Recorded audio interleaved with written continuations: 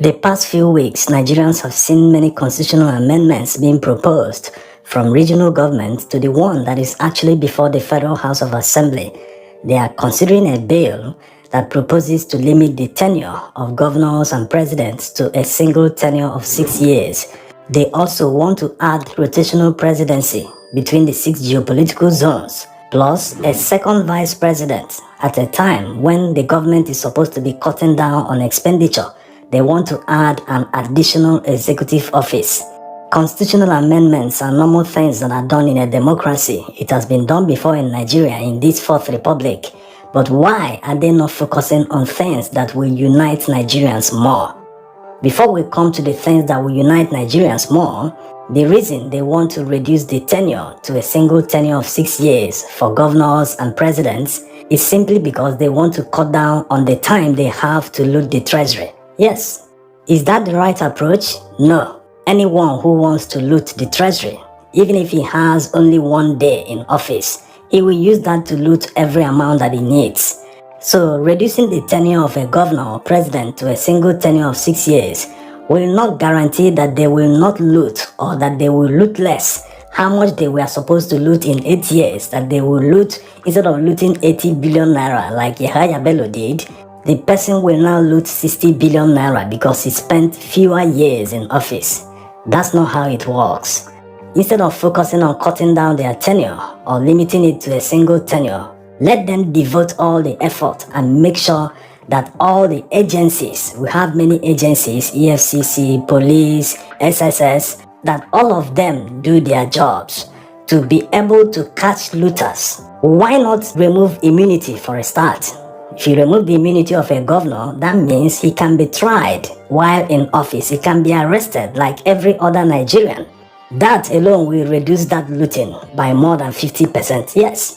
Also, why not make sure that the courts where these looters will be brought to, where they will be charged, that these courts always do the right thing, that they always follow the law and apply it the way it's supposed to be applied, that these judges will not collect bribes from looters and set them free. These are the things that they should focus on to make sure they strengthen the institutions in Nigeria, not trying to limit the tenure of a governor as if 1 week is not enough for the person to loot billions of naira.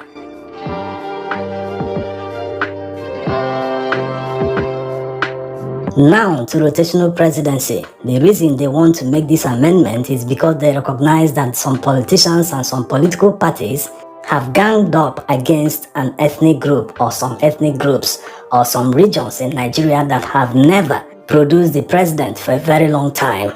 Some have never even produced at all.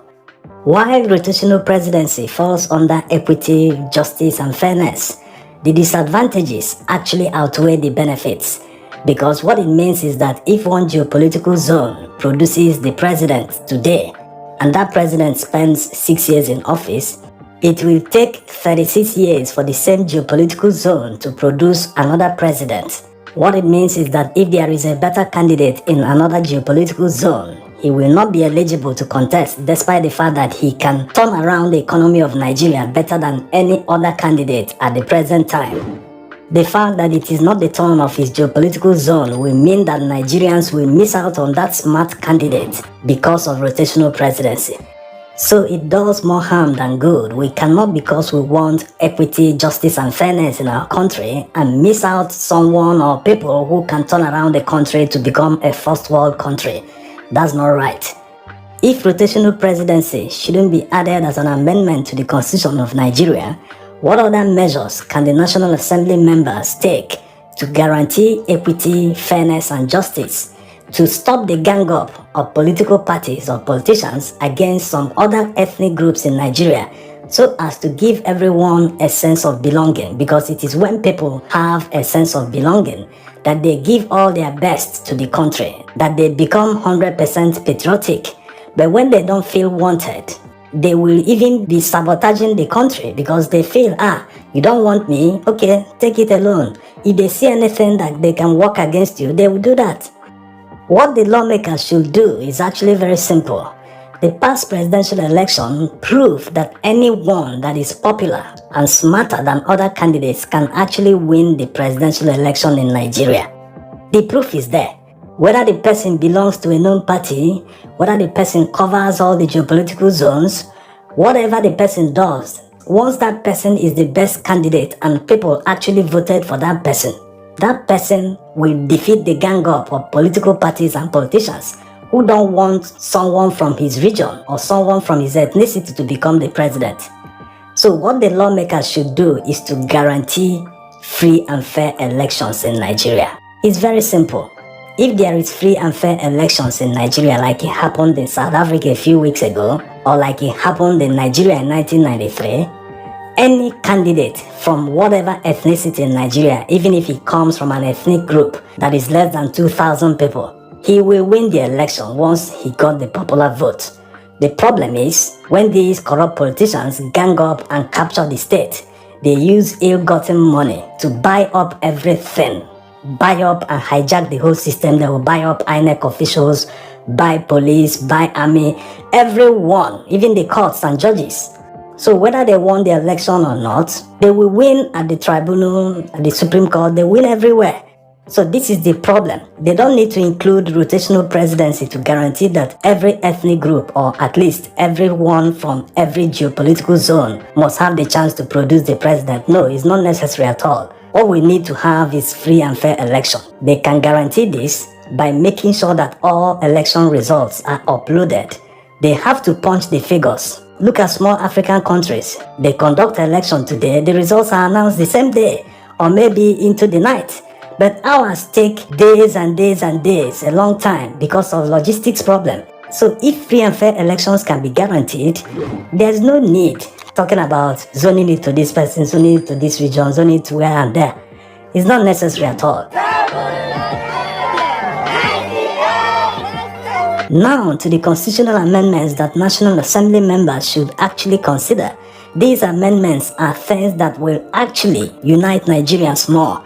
Do you know that feeling of someone who comes from a very poor family? His father is a nobody, he's poor, but at least he tried to educate him. And he has graduated from university, there's no job, and all of a sudden, because he's intelligent, he attends an interview conducted by the government, and to his surprise, he's given the job. Despite not knowing anyone in government, not having any uncle anywhere, or any chief, or any alhaji, he still got the job based on his intelligence, on his competence. This is what is needed in Nigeria. This will not only benefit Nigeria because they are now hiring competent people instead of basing it on quota system. It will make people more patriotic. They will believe more in the country. Imagine someone talking down on your country when you got a job without knowing any alhaji or any chief or any oba anywhere. You will believe in the country more than ever, because you have actually achieved your Nigerian dream in the country. These are areas they should look at and make sure they amend the constitution so that it will guarantee equity, fairness, and justice. Now, there's another issue going on in Nigeria right now. The federal government took the state governments to court so that the Supreme Court justices will decide on the issue of autonomy of local government areas. This is where the National Assembly comes in. They must make sure they abolish local government areas in Nigerian constitution. Yes, the way local government areas were created by the military boys when they created states and local government areas has always been seen as being unfair. This is because when a state has more local government areas than another state, that means they are receiving more revenue from the federal government, which is not fair to other states. So what they should do is, take for instance a state like Lagos. They are more populated than Kano State, but Kano State has over 100% more local government areas than Lagos State. Yes, they say that landmass counts as one of the factors they use in creating local government areas. But why don't they consider other factors that affect Lagos that do not affect Kano State? Lagos State faces more flooding than Kano State. Their lands are waterlogged more than Kano will ever be in centuries to come. Road construction in Lagos is more expensive than in Kano. They must sandfill the land because it is waterlogged. In most cases, they have to do with bridges in order to construct the road. So it's very unfair that the military boys gave Kano State 44 local government areas and gave Lagos State only 20 local government areas. They should abolish local government areas. It is the single most important factor that will unite Nigerians. because they will start seeing it as being equitable. They should replace local government areas with municipal districts.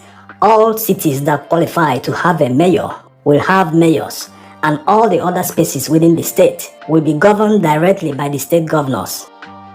There are many other amendments National Assembly members can do that will unite Nigerians more instead of wasting time on things that will not make any effect. It won't change anything. Limiting tenure of a governor will not stop him from looting the state dry. Instead, focus the energy. Make sure they can hold people responsible. Make sure all the agencies are effective enough to prosecute them. Make sure there are no corrupt justices in our courts. After all, part of the problem we are facing today were caused by them. Thanks for watching.